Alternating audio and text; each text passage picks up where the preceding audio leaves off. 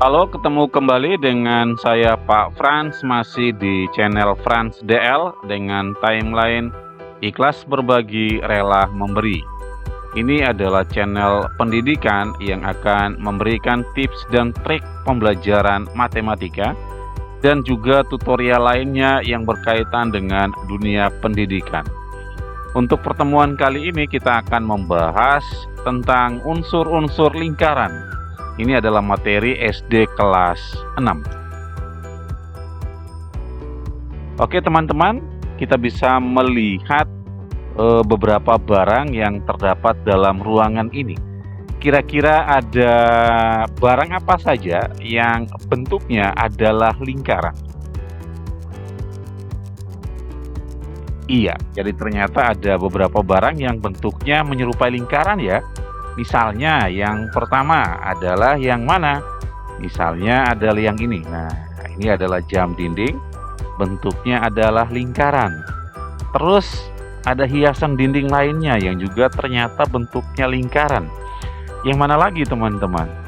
Oke, ternyata juga ini ya, apa ini, semacam ember ya.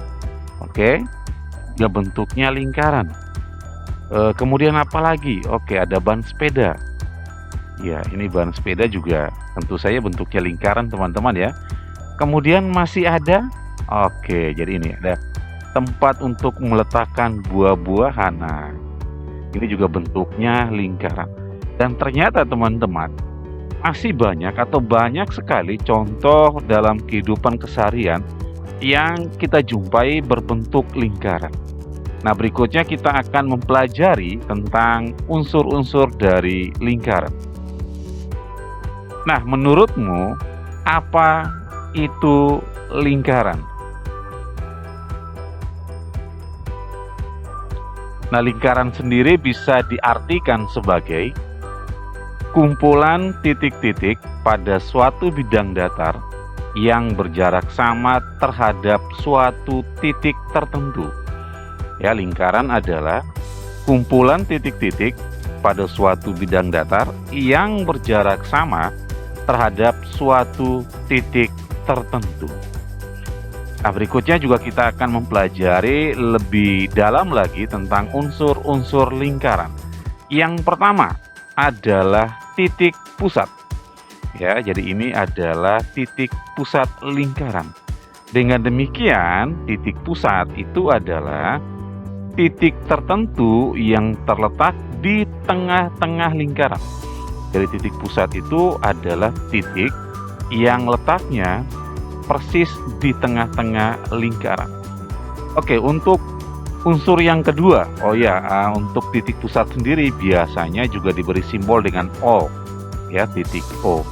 Kemudian kita lihat unsur yang kedua adalah diameter, ya, disimbolkan dengan huruf D kecil, ya, disimbolkan dengan huruf D kecil. Nah, kurang lebih diameter ini seperti ini dalam lingkaran. Ini adalah contoh dari diameter. Dengan demikian, diameter itu adalah sebenarnya garis lurus yang menghubungkan dua titik pada lingkaran dan melalui titik pusat. Misalnya titik itu adalah titik A dan titik B. Jadi diameter adalah garis lurus yang menghubungkan dua titik pada lingkaran dan melalui titik pusat lingkaran. Untuk gambar ini diameternya adalah AB. Jadi tanpa menyebutkan titik pusat, kita cukup menyebutkan titik-titik di ujung lingkarannya, sehingga diameternya adalah diameter AB. Titik yang ketiga adalah jari-jari, disimbolkan dengan R kecil. Nah, ini adalah contoh dari jari-jari. Dengan demikian, jari-jari itu adalah garis yang menghubungkan titik pusat dengan titik tertentu pada lingkaran. Misalnya, titik itu adalah titik C, ya. Jari-jari adalah garis yang menghubungkan titik pusat dengan titik tertentu pada lingkaran. Nah, untuk lingkaran ini kira-kira ada berapa buah jari-jari? Iya, tepat sekali. Ada 3 buah jari-jari, yaitu jari-jari OC, kemudian OA, dan jari-jari OB. Di mana ketiga jari-jari ini tentu saja memiliki panjang yang sama. Kemudian unsur yang keempat adalah busur. Nah, ini adalah contoh busur dalam lingkaran. Nah teman-teman, dalam lingkaran sendiri ada 2 busur. Ada busur yang kecil seperti ini yang warnanya hijau, lalu juga ada busur yang besar yang warnanya hitam seperti ini. Tetapi ketika kita mempelajari busur, maka kita nanti akan lebih memperhitungkan busur yang kecil, teman-teman ya. Jadi ketika disebut busur, maka bayangan kita adalah busur yang ukurannya kecil. Nah, busur sendiri adalah garis lengkung yang terletak pada lingkaran dan menghubungkan 2 titik sembarang di lengkungan tersebut. Misalnya titik itu adalah titik A dan titik B. Maka busur ini bisa kita sebut atau diberi nama busur AB ya. Busur AB itu bisa disimbolkan dengan huruf A dan B lalu diberi lengkungan di atasnya. Jadi nanti kalau teman-teman menemukan simbol seperti ini, maka kita baca sebagai busur AB. Lalu unsur yang kelima adalah tali busur. Nah, ini adalah contoh dari tali busur. Dengan demikian, tali busur itu adalah garis lurus yang menghubungkan sisi lengkung lingkaran. Ya, tali busur adalah garis lurus yang menghubungkan sisi lengkung lingkaran. Sehingga tali busur ini bisa kita sebut atau diberi nama dengan tali busur AB karena titiknya adalah titik A dan kita lanjut ke unsur yang keenam, juring. Nah, ini adalah contoh juring, teman-teman. Ya, dari gambar ini berarti juring itu adalah daerah di dalam lingkaran yang dibatasi oleh 2 jari-jari dan sebuah busur.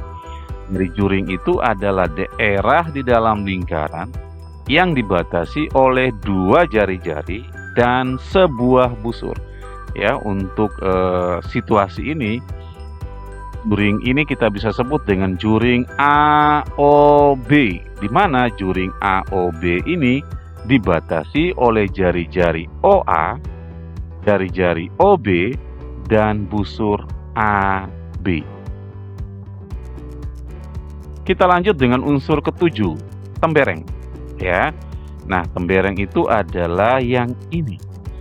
Dengan demikian, tembereng itu adalah daerah di dalam lingkaran yang dibatasi oleh busur dan tali busur. Dibatasi oleh busur dan tali busur. Oke, tembereng ini kita bisa beri nama tembereng AB, di mana tembereng ini dibatasi oleh tali busur AB dan busur AB. Unsur yang terakhir adalah apotema. Nah, ini adalah contoh dari apotema, teman-teman.